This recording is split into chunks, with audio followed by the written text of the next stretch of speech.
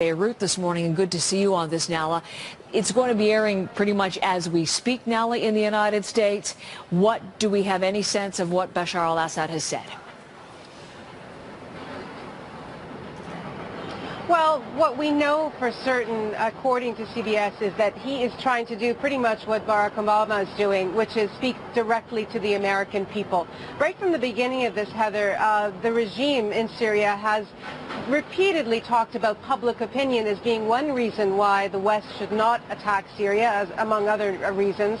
And so now we're hearing the president of Syria say that exactly. In addition to that, he is repeating again that he believes his regime and himself are not responsible for any chemical weapons attack.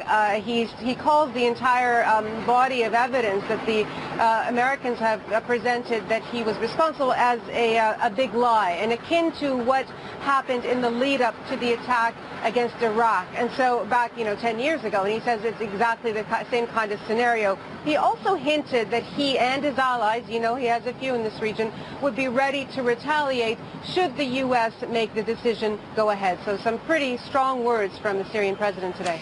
And although we haven't heard the full interview, some of the statements already circulating and have caught the ears of the Obama administration. The Secretary of State, John Kerry, has already responded, Nala.